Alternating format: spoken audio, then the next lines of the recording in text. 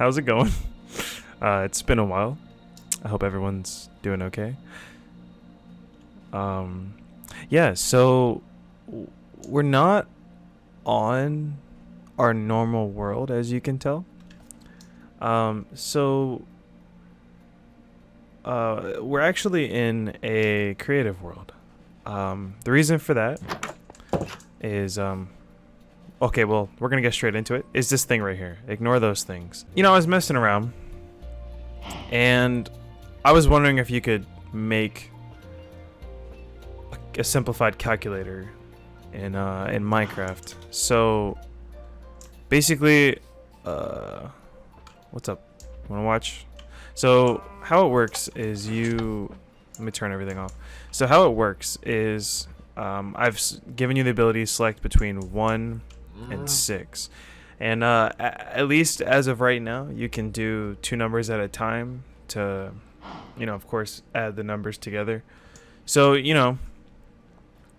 just to show you, we'll go ahead and do 1 and, 2, obviously 3, 5 and 6. So we'll just go ahead and show you that, did I miss 4? I missed 4. There you go.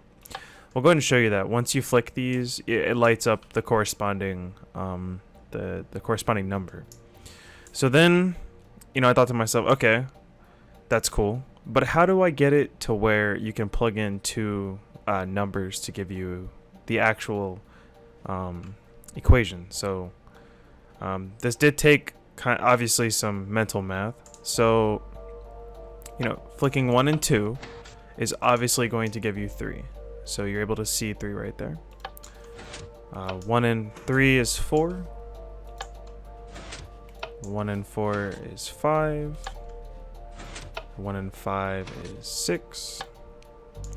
And 1 and 6 is 7. We can obviously tell that works. So I actually gave it the functions for each of these numbers. So if you take 3 and 6, it's actually going to give you 9. As you can tell, this is the 6th one, 7, 8, 9. So it activates the 9th piston to give you the addition equation between 3 and 6.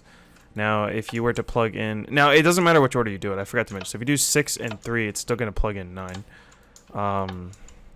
If you plug in 4 and 6, that's going to give you 10. So 6, 7, 8, 9, 10. If you plug in 5 and 6, 11. If you plug in 5 and 2, 7. Of course, 6, 7. If you plug in 3 and 5, it's going to give you 8. And if you plug in 4 and 3, it'll give you 7. So I am aware that there is an actual there's someone out there who's built a redstone calculator far more advanced than this. But so as you can tell, the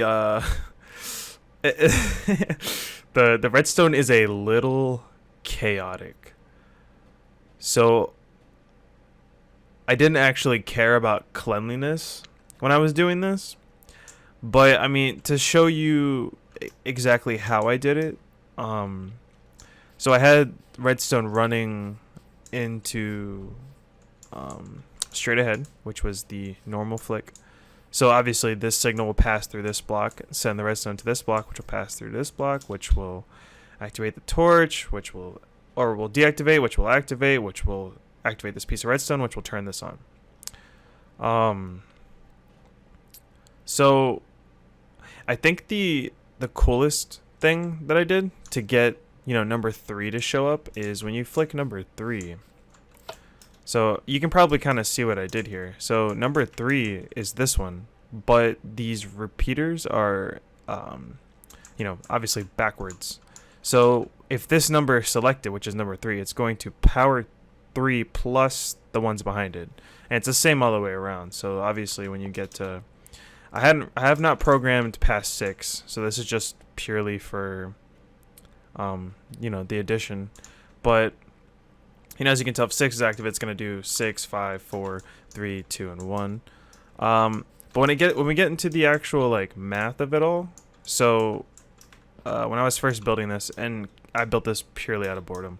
When I was first building this, I decided to. I'm trying to think on the spot here. I came over here, and I actually was talking to Marco. You guys, if you watch my channel, you'll see he's one of my best friends. He actually is my very best friend, and we play a lot of Call of Duty games together on my channel, like a lot of the zombies, stuff like that.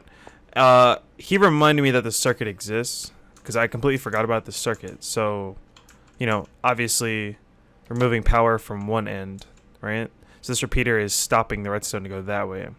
But this torch is still deactive until both signals are off. Then, you know, then the redstone torch is active. You can reverse it and have it to where, you know, but I went with this design, and I basically implemented that design. I forget the name of it. I will put the name like right here on screen if I can find it. But that's the name of it. Basically, you know, if you wanna see how I did this, so we'll just look at. Is this still on? Let me turn off 3. Okay. All right. So if you want to look a simplified version of this, okay. So this is 1 and this is 2. So right now these are active. Everything is off. There's nothing on. So these are active. So it's gonna send a signal between 1 and 2 to this torch. And this torch is powering this piston, which is going to push down this redstone block, which is going to activate this, which is going to send a 3 when you do 1 and 2 and 3. So 1 and 2 is going to do 3. Now you're probably wondering, okay, what's back here? Well, I had to get a little creative with this one. So I had, you know, you're not just like I'm not just doing 2 for. Like, you're not just doing 2 for 1. You have to do 2 for 3, 2 for 4, 2 for 5, 2 for 6. So, you know, if you look up, this is 2 for 1. I believe this is 2 and 3. Right? Yep, this is 2 and 3. And then this is 2. So this like line right here is still 2. Let me get over this. So this is 2 and 6. And if I want to check out the other ones, this is 2 and what is that? This is 2 and 4. So this one's 2 and 4, and this one is 2 and 5. So I mean, as you can kind of see how I did it. It's a little messy. I definitely could have simplified it. But yeah, I'm very proud of this machine. This is my first one of my first complicated machines that I built. So after building this, I was still on a you know, Minecraft Redstone machine grind. I wanted to see if I could build something even cooler. I want to see if I could up the level, you know. And I built this thing. So it's kind of meant to be this thing, but as you can tell, I kind of shorted the layer by 1. If it was 1 higher and I programmed 1 more level, it would have actually looked really nice. The problem is it's not that even, and it's not like, ultimately I want to be able to have the redstone, like, you know, look like this. Like if I could just do like this, right?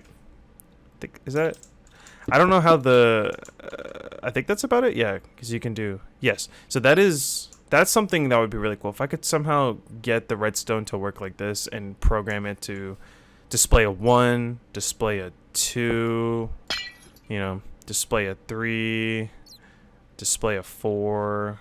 That would be so cool. That's ideal. But this was kind of like the beginning.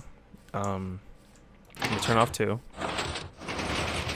Okay, so I've programmed 1 through 5. Warning, 3 and 5 are a little janky. I'll show you. So you press 1. It shows 1. Press 2. Shows 2. You do 3. Like I said, 3 is really bad.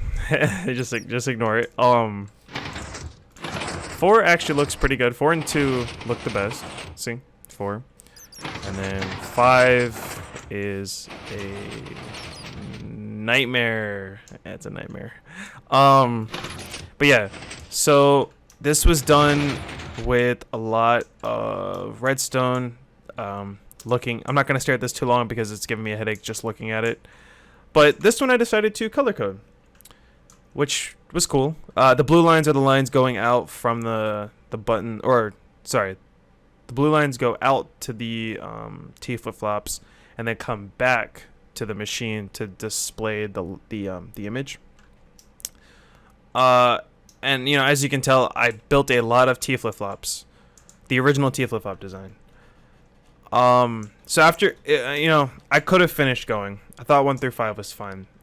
And after I was done with the, number 5, I thought to myself, okay, how can I simplify the display of that one?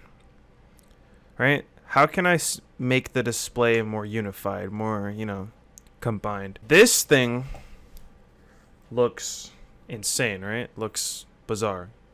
So I Googled simplified T flip-flop design, and there was an image on Google that showed this. So you see that? It's basically a T flip-flop, right? But I wanted something a little, because this is kind of like a 2x2 area. You kind of have to, you're kind of stuck with that.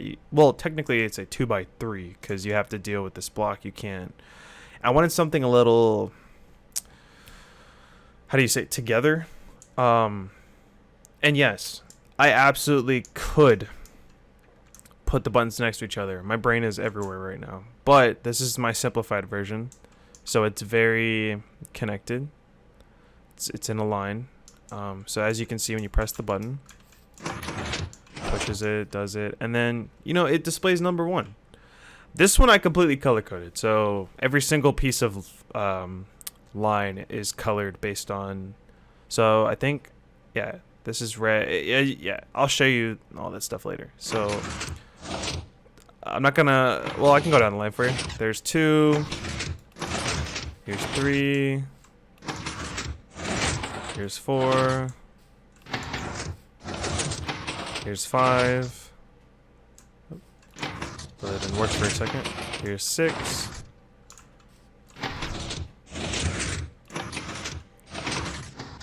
Here's 7, right?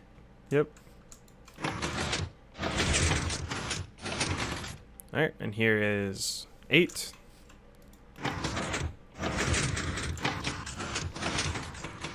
Here's 9. And here's 10.